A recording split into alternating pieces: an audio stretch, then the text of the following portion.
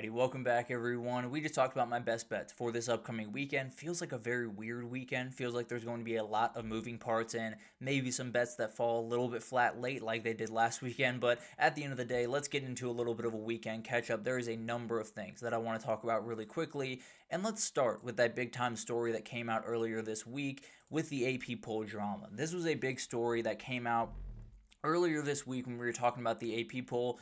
A lot of people have problems with the AP poll, myself included, don't like the system that they have running over there. But the one that kind of took the cake, or the one that caught everyone's eye, I should say, is Haley Sawyer, a reporter for USC football from the SoCal News Group. In her most recent ranking, she did not have South Florida rank and actually bumped Florida up 2 spots after losing to South Florida.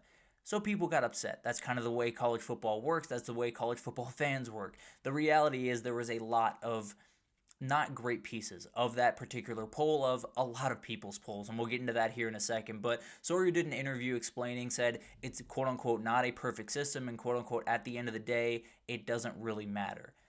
First thing, she is right. That is not a perfect system, and we'll talk about that here in a second. She is not right about the second thing, and we'll talk about that here in a second as well. But I do want to say something before we fully jump into this.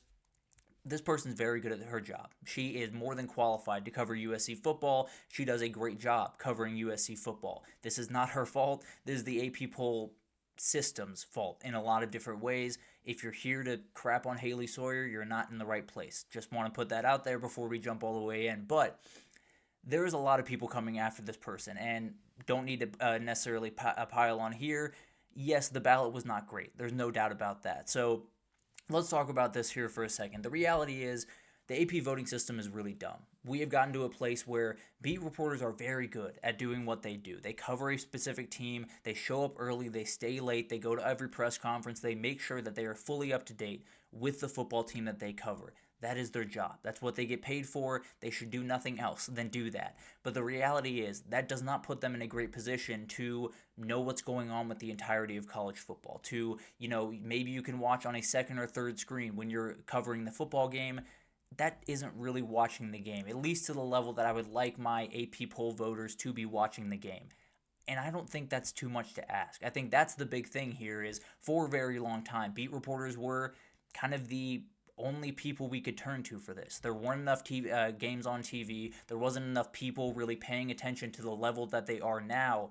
Now I can turn and probably give you 30 names off the top of my head that could do this very, very efficiently and watch every single game and know exactly what they're talking about every single week about just about every single team. No one's going to be perfect. It's very, very known that every single person that covers college football, that tries to cover it in national light, it's very hard. There's a number of different moving parts. It's really hard to know exactly what's going on in every corner of the country. But there are people that do it a little bit better than some of these AP poll voters because they have more ability to. They have more time to. They don't have to focus so solely on one football team. That's their job. The beat reporters should be focusing on one football team. They shouldn't have to be focusing on everyone so the AP poll is perfect. The other part of that, the AP poll system, we know isn't a perfect system. That can be put by the wayside. We'll talk about that here in a second. But the idea that it doesn't matter is not true. I think the reality is there's a number of people saying, and it's not necessarily a terrible take, I think it shouldn't matter. I think in an ideal world, the AP poll would be Twitter fodder. It would be arguments. It would be fun little stuff online, and you would wait for the quote-unquote real rankings to come out with the CFP poll. The problem with that is, when you have the AP poll, you're deciding what is a ranked win and what isn't a ranked win in week 2. The CFP poll doesn't do that. They don't retroactively make polls for weeks 1 through 10 so they make sure that they have the right ranked matchups, the right ranked strength of schedule. They take a lot of that from the AP. It's also assuming that the CFP committee is really into football and really cares about what they do and always is locked in and knows everything about the game of football. They don't. They're really good at what they do, and what they do is being an athletic director, being a president of a university. That's not being locked in all around the country. The reality of the AP poll is, for a very long time, really, for at least the last 15 years, probably further back than that, they've been able to do this a little bit better. And they've left a lot of resources, a lot of people on the table that would be more than willing to give your AP poll every Sunday, that would be more than willing to help out this, just become a better system overall so we don't get to the end of the season and it's not, why does the SEC always have the best strength of record? It's like, because they're in the AP poll a lot. And you can argue one way or the other if that's fair or not. I tend to believe the AP poll, for the majority of the time, gets it relatively right. I don't think it's perfect. I think it's far from perfect in a number of ways. But I do think we have a very visceral reaction to the AP poll. But the reality is, it shouldn't matter. It shouldn't be something that really does impact teams' ability to make the CFP and not. It does. It does, because the CFP committee is not fully locked in every season. They're not making their own rankings every single week, so they make sure that they know what's a ranked matchup and what's not, what's a ranked win and what's not, who has the best strength of schedule, who has the best strength of record. It's really hard to do this. I totally understand that. It's incredibly hard to make a poll that is right. In fact, it might be downright impossible in a game like college football to make it fully right. But there are hundreds and hundreds of people that would be more than willing, that watch every game, that would be more than willing to come in on Sunday and put together a poll.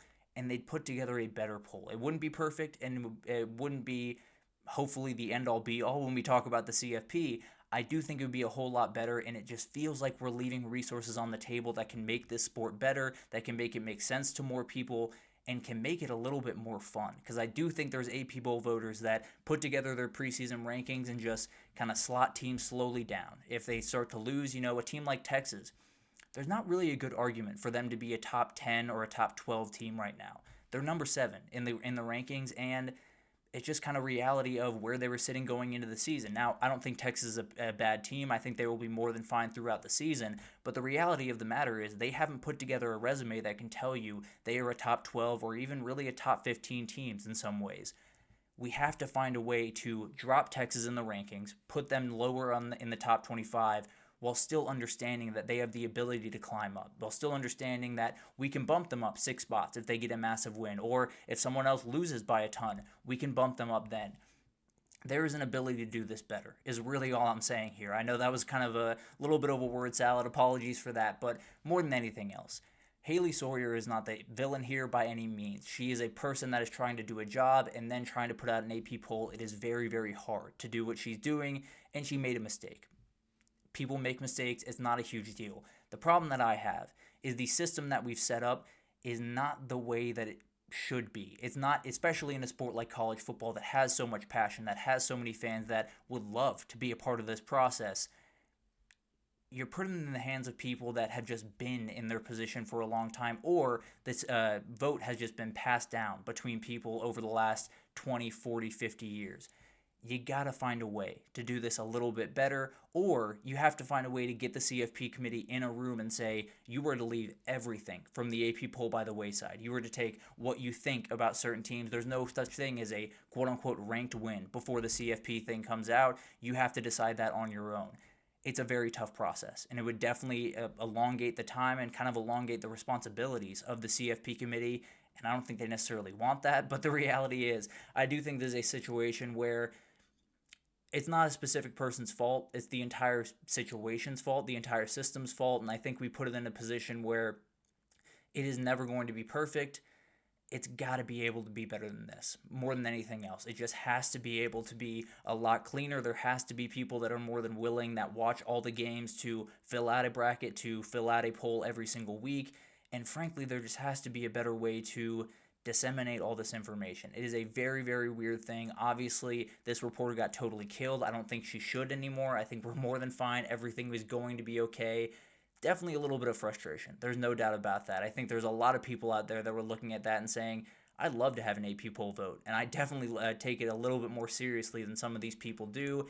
I have a frustration with the entire system, and frankly, a lot of systems in college football that leave a lot of resources and a lot of people on the table that would be more than happy to help with this.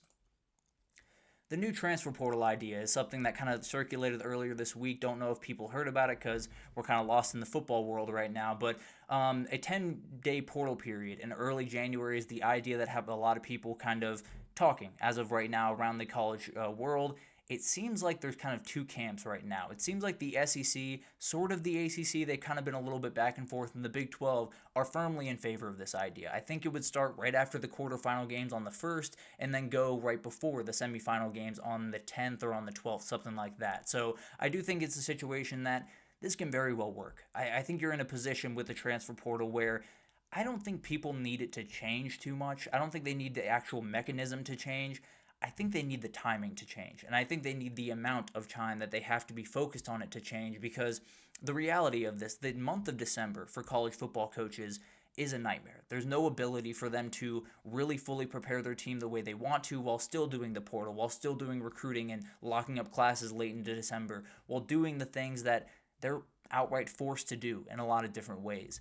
We have to find a way to reward the teams that made the CFP and say, you're going to be more than fine. You have the ability to go through round one, go through the quarterfinals, and then you get a little bit of a break and you have an opening to maybe go talk to some guys. Or there's only 4 teams there. So you only have 4 teams that are quote unquote hurts those teams. And frankly, I think they'd be okay with missing a little bit of time for the portal to find a way to win a national title. So I think it's a little bit of a back and forth. And it's never going to be a perfect timetable, plainly because a lot of these guys have to get enrolled in classes before they get into the new semester.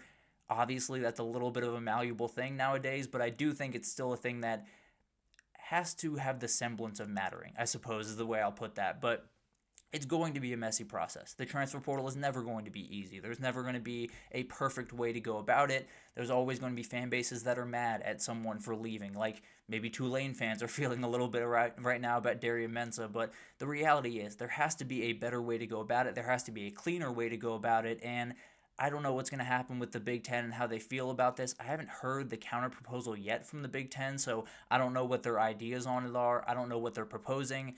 I've always been in favor of one period. I don't really care if it's in January or April. I don't think it's a huge difference. Now, for the players, it's very different because you only have the summer to get ready and really fall camp to get ready for the season instead of having spring camp and going all the way through. So I totally understand that part of it. But more than anything, we have to find a way to make life a little bit easier on the coaches. We have to give the players a very crystalline structure so they understand when they're allowed to reach out to teams, so we don't get lost in the tampering world that college football has gotten lost in a number of times.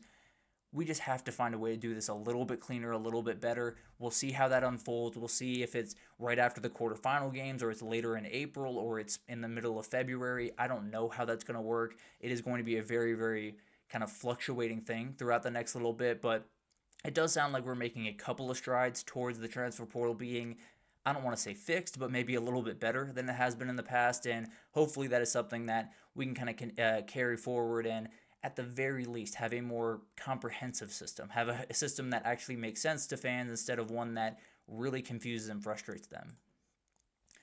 Biff Poggi is taking over for Michigan over the next 2 weeks. Just wanted to talk about Biff Poggi. If I'm being totally honest, that guy's awesome. He's my absolute favorite college football coach. Frankly, he has not been a head coach very often, but whenever you see him, that's a football guy. That's a guy you want to be around. He is taking over for Sharon Moore. He is suspended for these next 2 games. If you forgot that entire situation that happened, he is going to be suspended for Central Michigan and then Nebraska next week. It's going to be really interesting to watch this. Now, they should be able to handle Central Michigan. As I wonder what's happening with Connor Stallions this weekend. He's got an interesting matchup there. But at the end of the day, Biff Poggi taking over, it is going to be a really interesting thing to watch, especially when they go into Nebraska. It's a game that Michigan's probably got to win. If they want to find a way to have a successful season, go at least 8-4 and find a way to really kind of build off this year, losing to Nebraska is not the way to do it. So he's going to step into a massive role. Obviously, you have 2 incredible coordinators that will be able to carry a lot of the weight, but it's going to be really interesting to watch this unfold. He was the head coach for the Charlotte 49ers for a couple of years, was at Michigan prior to that with Jim Harbaugh, so made his way back to the Wolverines, and he's just an awesome dude. He's a guy I'm really excited to see on the sideline. Hopefully he will have that exact look that he has in that picture, because could not wait to see those cut-off sleeves on Biff Poggi. But incredible football coach, a guy that will be really interesting and frankly could very well change a lot of things in the Big Ten if they find a way to win that Nebraska game, or especially if they lose it. And then some finally injury updates before we get out of here. Clemson at Georgia Tech. Haynes King should be ready to go in this football game. A couple other Tech players that should be ready to roll in this game, and it's going to be really interesting to watch this one. You don't know how high of a percentage that Haynes King is at any given moment. Frankly, I don't think he walks around at anything better than 85% in a health perspective, but he is a guy that's going to be ready to roll, and frankly, he's a guy that's not going to back down from any challenge. There's no doubt about that. For Georgia Tennessee, we talked about this earlier. Tennessee is going to be missing both corners, Ricky Gibson and Jermon McCoy. Ty Redmond's going to be a very good player. Colton Hood's played really good football early on, so I think they'll be relatively fine in the grand scheme of things. Now, if Gunnar Stockton's able to open things up like he did against the Notre Dame, maybe they have a little bit of more opening than I'm thinking. But right now, I wouldn't worry too much about that Tennessee back end.